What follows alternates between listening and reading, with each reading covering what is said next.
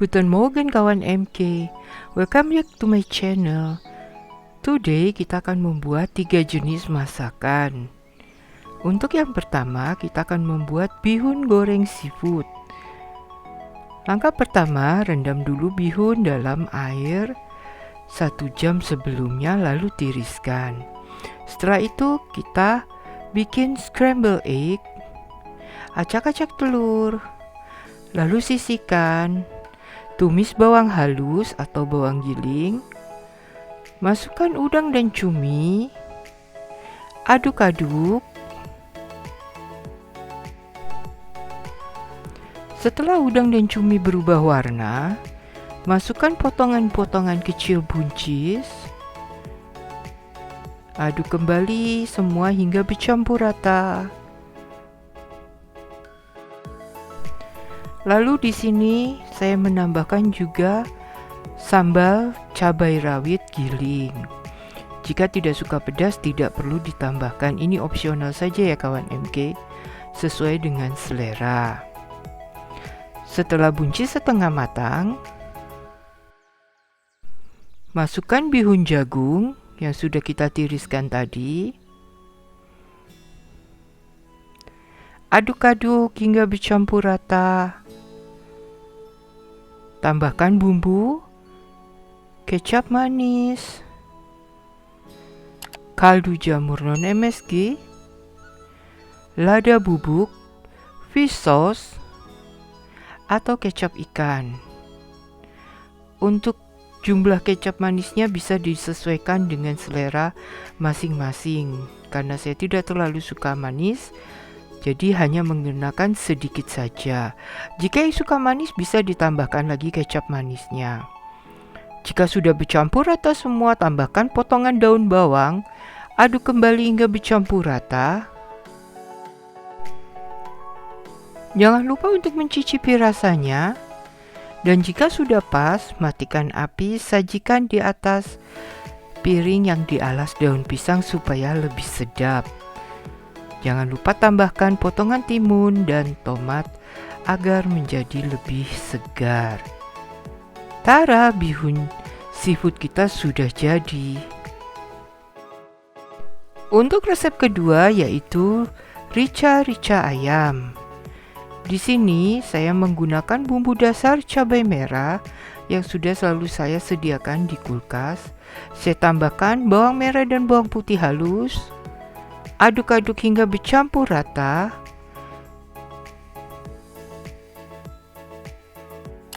Tambahkan kunyit bubuk, cabai rawit merah, gula kelapa, jahe, perasan jeruk nipis, serai, salam daun jeruk, daun pandan, daun kunyit, dan lengkuas giling atau lengkuas halus. Bisa juga menggunakan lengkuas batang yang sudah dipukul.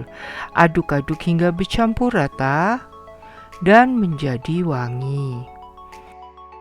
After that, masukkan potongan-potongan ayam yang sudah kita cuci bersih. Lalu aduk dengan bumbunya supaya bercampur rata. Aduk-aduk. Jika ayam sudah mulai berubah warna, baru kita masukkan air tawar atau air mineral.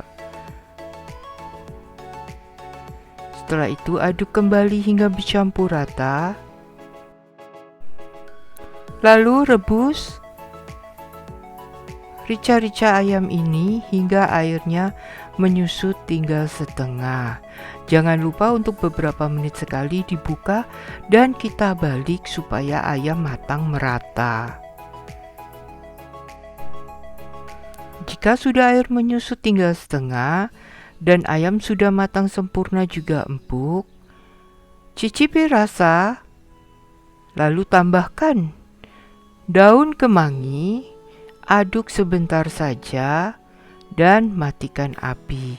Hidangkan hangat-hangat dengan nasi panas, tentu amat sangat nikmat. Nah, untuk resep yang ketiga adalah buntil daun pepaya. Pertama-tama, didihkan air yang cukup banyak dalam panci. Tambahkan sedikit sea salt dan baking soda. Fungsi menambahkan garam adalah selain memberikan tambahan rasa, juga untuk mengurangi sedikit rasa pahit. Di sini saya tidak membuang rasa pahitnya karena memang keluarga kami menyukai daun pepaya yang pahit. Untuk penambahan baking soda adalah supaya tidak keras ataupun alot dan warnanya tetap hijau bagus. Setelah kita rebus hingga lunak, angkat, tiriskan dan peras daun pepaya hingga kering.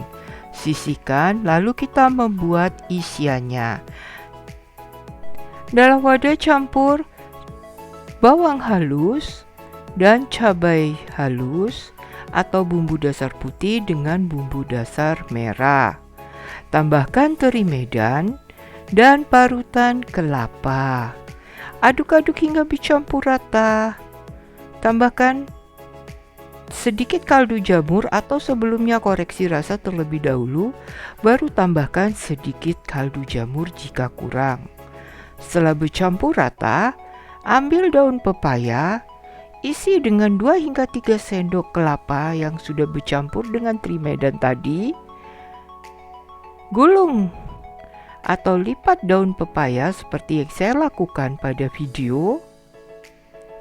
Jika gulungannya kurang bagus, bisa ditambahkan bagian yang terbuka dengan tambahan daun pepaya lagi.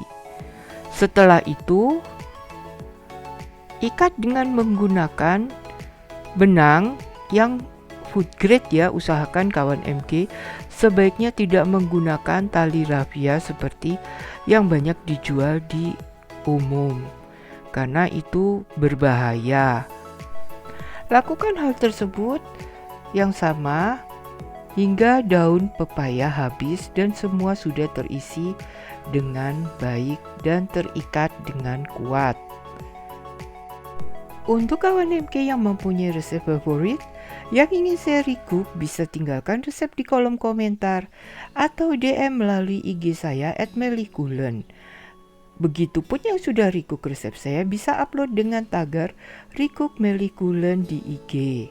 Saya tunggu resep favorit kalian ya.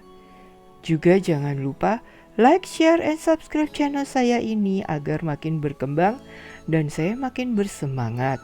Hidupkan lonceng notifikasi agar saat saya mengupload resep terbaru kalian menerima pemberitahuan.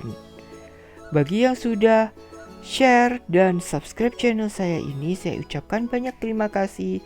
Semoga diberikan kelimpahan rezeki dan juga kesehatan.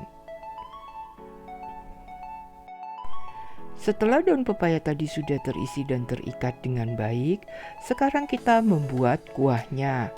Tumis bumbu halus, tambahkan serai dan daun salam. Aduk-aduk hingga wangi. Tata ikatan buntil tadi di dasar wajan. Setelah itu, tambahkan air tawar. Tutup wajan, masak sekejap hingga air mendidih. After that, masukkan santan. Di sini menggunakan santan yang sedang kentalnya. Setelah itu saya juga menambahkan fiber cream karena santan saya memang jumlahnya kurang dan saya tidak mempunyai stok santan murni lagi.